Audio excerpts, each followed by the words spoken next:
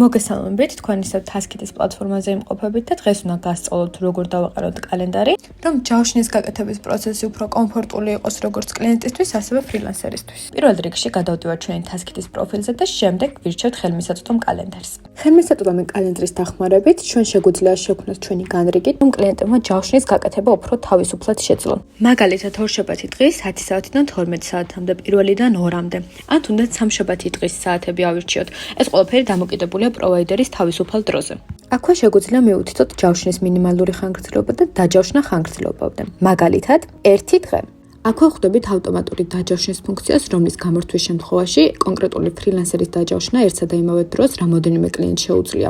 ამ შემთხვევაში ფრილანსერი ირჩევს მისთვის საუკეთესო ჯავშანს და მისი ხელმისაწვდომი დროც ამ ჯავშნის არჩევის შემდეგ იშლება. იმ შემთხვევაში, თუ ავტომატური დაჯავშნა ჩართულია, მხოლოდ ერთ კლიენტს შეუძლია კონკრეტული ფრილანსერის არჩევა, ხოლო ხელმისაწვდომი დროები იშლება. ახლა კი შეგვიძლია ვნახოთ ჩვენი ხელმისაწვდომი კალენდარით, როგორც ჩანს პროფილზე. აქ შეგვიძლია ვნახოთ, როდის არის ხელმისაწვდომი კონკრეტული ფრილანსერი და შემდეგ სრული სამი გავაკეთოთ ჯავშანი. მაგალითად, ეს იქნება 20 მარტი, 21 მარტი, 27 მარტი. ეს რა თქმა უნდა კლიენტზეა დამოკიდებული და ეს პროცესი ჯავშნის გაკეთებას უფრო გამარტივებულს ხდის. მადლობა ყურადღებისთვის.